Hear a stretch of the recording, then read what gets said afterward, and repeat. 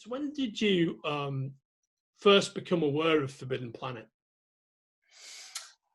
I was aware of it as a shop. I mean, I can't remember the first time I saw it or stood in it or anything remarkable like that. But I remember there being a shop like that in London. Was it Denmark Street? Was it the Denmark Street? Yeah, Tin Pan Alley for sure. Yeah, I remember going there, and I remember the sheer joy of discovering that there were more Doctor Who magazines than I knew about. There was obviously the one I knew about, which was the one that everybody bought monthly, and then there was all these little densely packed hate-filled ones, which I'd never seen before. Yeah. I'd not actually encountered the fact that people really, really hated this show and liked to photocopy their loathing at length. Little did I know that the internet loomed in the future. And I remember once reading in wonder at all this invective, and hearing two Doctor Who fans talking on the other side of that central rack they used to have about having been in to witness some of the two Doctors being shot.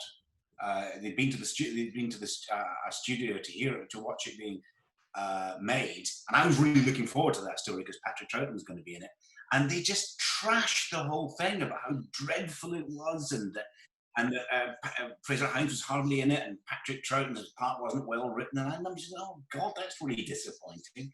So my first vision, my first understanding of Forbidden Planet is it's a place where people who really hated Doctor Who got published and met each other for conversation. But I liked it. Right. That's why it was forbidden. Yes. Yeah, absolutely.